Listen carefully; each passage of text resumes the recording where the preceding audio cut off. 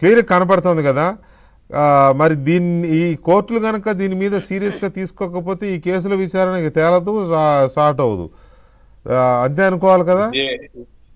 It is a conspiracy against judicial system అండి. Correct. Conspiracy, ఇది ఉద్దేశపూర్వకంగా కాన్స్పిరసీ అండ్ ఒక రకంగా చెప్పాలంటే వ్యవస్థకి సవాల్ కూడా.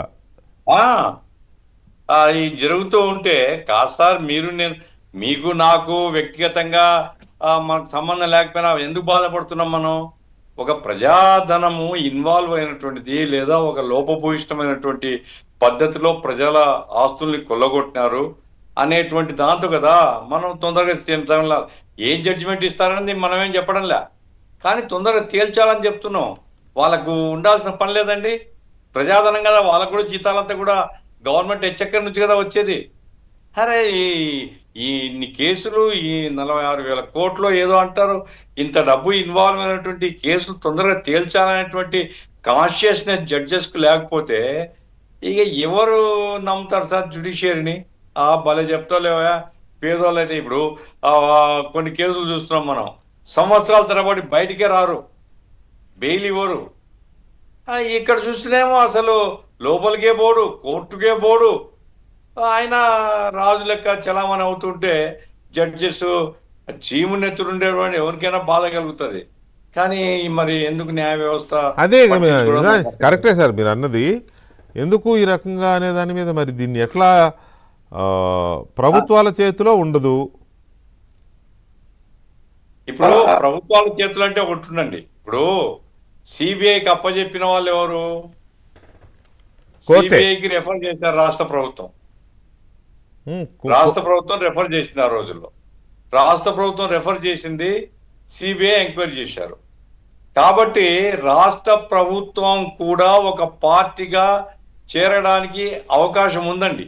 అంటే ఈ కేసు రాష్ట్ర ప్రభుత్వాలు ఇచ్చిన కేసు కాదండి, కోర్టే స్వయంగా సిబిఐకి ఇచ్చింది. ఏది అప్పటి మాజీ మంత్రి శంకర్రావు గారు కోర్టుకు లెటర్ రాస్తే ఆ లెటర్ బేస్ చేసుకుని కోర్టు తెలంగాణ అప్పుడు ఉమ్మడి రాష్ట్రంలో హైకోర్టు తెలంగాణ హైకోర్టు మూవ్ చేయాలండి. ఎందుకంటే నా పాయింట్ అంటే ఇప్పుడు ఇట్లాగే సాగుతుంటే వెంకటకృష్ణ గారు, ఇది మళ్ళీ నెక్స్ట్ ఎలక్షన్స్ తర్వాత మనం మాట్లాడుకోవాల్సి వస్తుంది. మనం ఒక సంవత్సరం లోపల సెటిల్ చేయాలా అని సుప్రీంకోర్టు చెప్పిన తర్వాత కూడా హైకోర్టు పట్టించుకోకపోతే ఎట్లండి? కాబట్టి ఎవరు మూవ్ చేయాలా? పబ్లిక్ ఇంట్రెస్ట్ లిటిగేషన్ పిటిషన్ వేసి ఎవరన్నా పోతే నీకేం సంబంధమో అంటారు. అన్నప్పుడు గవర్నమెంట్ అన్న మూవ్ చేయాలా? ఏదో state government or central government move చేయదు. కాబట్టి స్టేట్ గవర్నమెంట్ అయినా ఇది తొందరగా తెమిల్చి ఇప్పుడు ఏం జడ్జిమెంట్ ఇవ్వాలని వాళ్ళ ఇష్టమే. అయితే ఈ కేసులు ఇవి చాలా కాలంగా లాగుతూ ఉండడం వల్ల మాకు అంట్రెస్ట్ ఏర్పడుతుంది రాష్ట్రంలో అనేటువంటిది ఎక్కడో చోట డిస్కషన్ జరగాలి కదా. అందుకోసం మరి ఆయన వెంకటేష్ గారే చెప్పాలి, ఎవరు ఇంటర్వ్యూని కావాలి, దీంట్లో ఎవరు పార్టీగా జాయిన్ కావాలి అనేటువంటిది. ఎవరు ఇంటర్వ్యూన్ అవుతారు? ఆయన రఘురామరాజు గారు పిటిషన్ వేస్తే దీని మీద తొందరగా బెయిల్ రద్దు చేయండి, కేసు స్టార్ట్ చేయండి అని ఎత్తినేమో ఆయన ఎత్తుకుపోయి ఆయన్ని ఆల్మోస్ట్ స్వర్గంలోకం అంచుల దాకా తీసుకొచ్చారు పాపం. అంటే వేసే వాళ్ళు ఉన్నారులేండి, ఏం చేస్తారండి, వేసే వాళ్ళు ఉన్నారు. కానీ పాయింట్ ఏమిటంటే కోర్టులు ఎంటర్టైన్ చేయవు. ఈవెన్ రఘురామకృష్ణరాజు పిటిషన్ ను కూడా సుప్రీంకోర్టు నీకేం సంబంధం అని ప్రశ్నించింది. రాజకీయ ఉద్దేశం అన్నది, ఆ రాజకీయ ఉద్దేశం ఎవరు వేసినా ఇంకా అదే కదా దీంట్లో. కాబట్టి ఇట్లాంటి కేసులు, ఇది బ్యాడ్ ప్రెసిడెంట్స్ అండి న్యాయ వ్యవస్థలో. భారతదేశ రాజకీయ వ్యవస్థకు ఇంత మచ్చ తెచ్చేటువంటి కేసులు ఇంకోటి నాకేం కనపడాలి, ఏ రాష్ట్రం లేవు. అరే ముద్దాయి అనేవాడు ఇన్ని వేల కోట్ల రూపాయలు ప్రజాధనాన్ని స్వాహా చేసినాడనే ఆరోపణ వాడు నేను రానని కోర్టుకు అంటాడు. తెలంగాణ పోలీసు చెప్పాలి, మేము ఇంతకుముందు మీ ప్రవీణ్ చెప్పినట్టుగా తెలంగాణ పోలీసు చెప్పడం లేదు, తెలంగాణ గవర్నమెంట్ చెప్పడం లేదు. ఈయనంతకినే చెప్తాడు నేను వస్తే చాలా.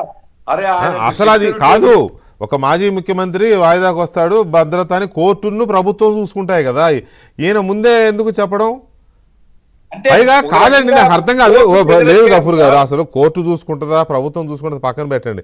ఈయన వస్తుంటే ఏమైనా భూగోళం బద్దలైపోద్దా ఏంటి? ఎన్ని వేల మంది పోలీసులు కావాలా ఏంటి? ఏం జరుగుతుంది ఇప్పుడు ఆయన వస్తే? మహా అయితే ఒక 20 మంది పోలీసులు ఆయనకుండే సెక్యూరిటీ తోటి ఇంకో 10 మంది ఉంటారేమో. స్పెషల్ సెక్యూరిటీ ఉంది, అదే సొంత సెక్యూరిటీ ఉంది. మరి ఆయన వస్తే ఏమవుతుందండి? అంటే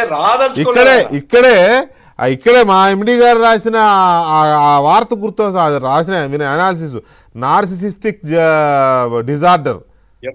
తనను తను ఎక్కువ ఊహించుకుని నేను వెళ్ళిపోతే లక్షల మంది అభిమానులు మీద పడిపోతారు, లేకపోతే ఇంకేదో జరిగిపోద్ది కాబట్టి ఇదంతా డ్రామా, ఇదంతా ఏదో దీన్ని అడ్డం పెట్టుకుని బూచిగా చూపించుకొని కోర్టు